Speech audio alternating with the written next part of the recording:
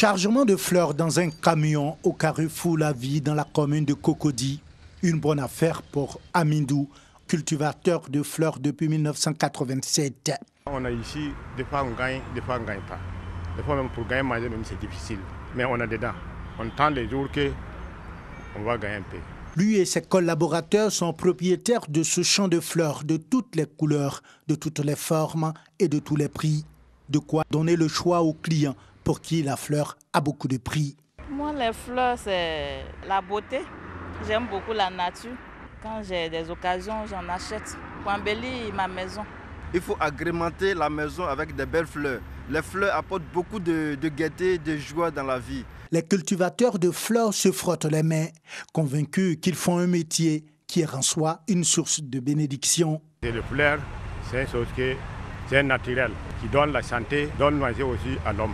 Il y a de l'air qui vient, il y a beaucoup de choses qui viennent dans les fleurs là, donc ça donne le bonheur. C'est 4 enfants. Ma première rue, il y a eu beaucoup de 5 femmes, mais c'est avec l'argent de fleurs. Et d'autres qui s'aiment un. Bon, tu vois, le but aussi, il fait jardin, donc tu vois, je vis de ça. Les fleurs, selon une croyance bien répandue ici, apportent la poésie, la joie et la paix dans la vie de ceux qui savent les regarder et surtout leur accorder l'attention qu'elles méritent. Des pots de fleurs, là, si c'est réel le matin, quoi, ça me donne l'envie de vivre, quoi. Je me dis quoi, c'est comme jamais ça pousse, comme que c'est moi-même qui attends de pousser aussi. Aux alentours de la maison, même dans la maison, quand il y a des fleurs, ça rend l'espace encore plus génial, ça rend l'espace encore plus beau, plus agréable. Nous les Africains, on n'utilise pas très bien, sinon les fleurs de jardin, c'est bien pour se reposer. Mais les gens ne respectent pas les fleurs. Le problème, c'est que les cultivateurs de fleurs se sentent laissés pour compte et plaident pour plus de reconnaissance. Le cultivateur de fleurs, si ce n'est pas seulement au bord de la route, il n'y en a pas un fleuriste qui est bien installé sur une bonne surface. Je veux qu'au moins l'État prenne ça en compte, mais pour leur donner d'abord une confiance de travailler et puis pour que nos fils qui vont venir derrière s'intéressent aux fleurs. Le gouvernement n'a qu'à nous aider. Les brouettes, les pelles, les pioches. Et puis des fois aussi, on est là, on veut nous dégager un coup. On ne connaît pas où on s'en va. Et comment on va faire? Nous, on demande pardon pour que nous laisse.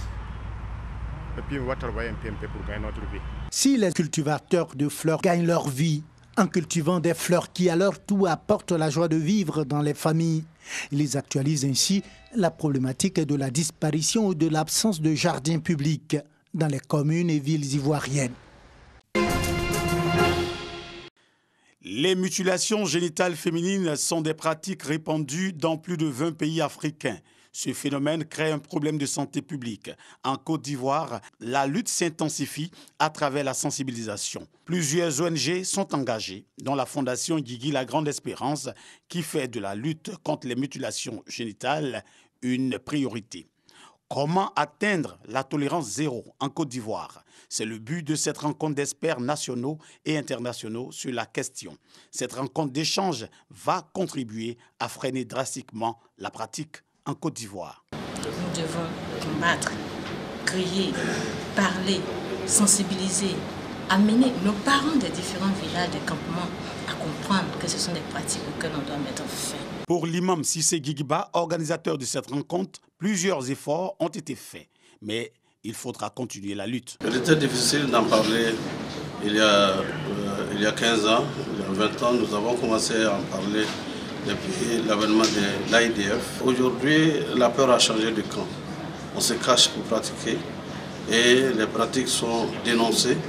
Les jeunes de l'époque qui sont aujourd'hui des adultes sont suffisamment sensibilisés et les femmes savent les conséquences à court terme, moyen terme et long terme qu'elles vivent. Ça promet que les objectifs qu'on s'assigne, zéro tolérance à la pratique de l'excision, va aboutir. Et nous y croyons fermement. À la fin de cette rencontre internationale abritée par la Côte d'Ivoire, des résolutions ont été prises contre ce phénomène.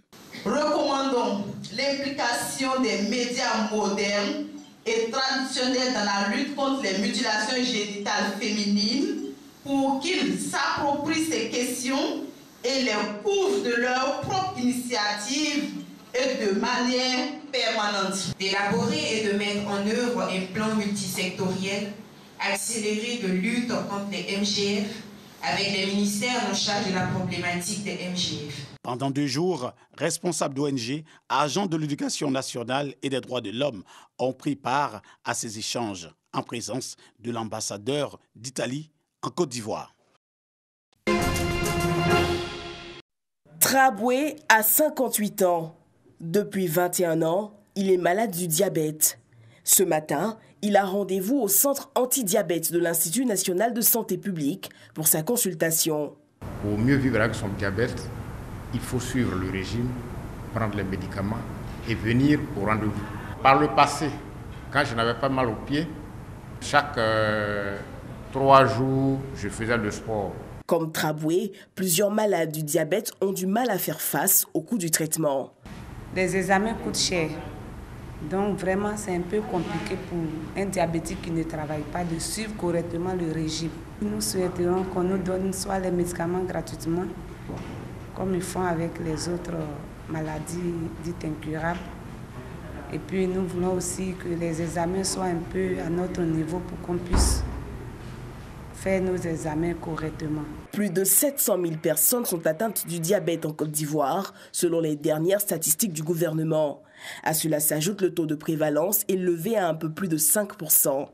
Devant ce tableau, l'amicale des endocrinologues diabète de Côte d'Ivoire et leurs partenaires ont décidé d'intensifier la lutte contre la maladie. À l'occasion de la Journée nationale de diabétologie, des rencontres scientifiques et échanges ont été initiés. Nous avons voulu réfléchir sur une problématique qui est l'accessibilité aux médicaments, donc les stratégies thérapeutiques pour prendre en charge ces patients, qui pour la plupart d'entre eux, autour de 80%, n'ont pas d'assurance maladie. Il y a de nouveaux médicaments qui sont mis sur le marché, mais qui sont coûteux pour nos populations.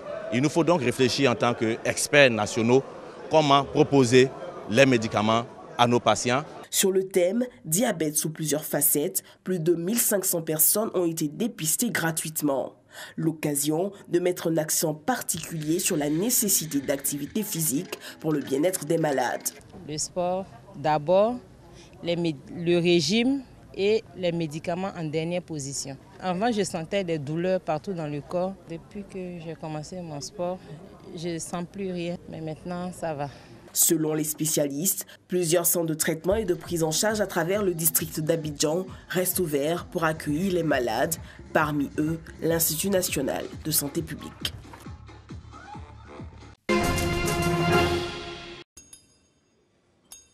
Le Parlement centrafricain élit lundi 19 janvier 2014 un nouveau président de transition. Il devra tenter de pacifier un pays livré à une spirale de violence sanglante où au moins 50 corps ont été découverts dans le nord-ouest depuis le 16 janvier. Parallèlement, l'Union européenne devrait approuver l'envoi d'au moins 500 soldats européens en Centrafrique en soutien aux 1600 soldats français de l'opération Sangaris et aux 4400 de la force africaine. L'élection du président par le Conseil national de transition doit permettre de combler le vide laissé par la démission contrainte du président Michel Djotodia le 11 janvier, accusé par la communauté internationale de n'avoir rien fait pour arrêter les tueries interreligieuses. Sur les 24 candidatures déposées, seules 8 ont été validées par le CNT. Parmi les principaux candidats figurent notamment le maire de Bangui, Catherine Samba Panza, Sylvain Patassé et Désiré Kolingba, les deux derniers candidats respectivement fils des présidents Ange Félix Patassé au pouvoir de 1993 à 2003 et André Kolingba de 1981 à 1993. Autre personnalité retenue, Émile Gros-Raymond Nakombo, banquier proche de l'ex-président Kolingba, qui avait reçu le soutien de plusieurs centaines de manifestants rassemblés à Bangui. Les parlementaires avaient fixé des critères draconiens d'éligibilité, excluant beaucoup de monde. Les responsables politiques sous Djotodia, les chefs de parti, les militaires d'active et ceux ayant appartenu à une milice ou à une rébellion ces 20 dernières années. Le matin du 19 janvier, chaque candidat aura 10 minutes pour présenter sa profession de foi aux parlementaires avant leur vote à bulletin secret. La constitution provisoire prévoit un seul tour de scrutin, le candidat arrivé en tête étant élu.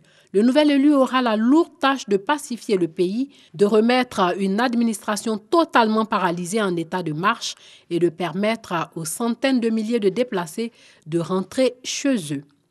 Pour arrêter l'implosion du pays, le nouveau président aura peu de temps. Selon le calendrier de la transition, des élections générales doivent être organisées au plus tard au premier semestre 2015.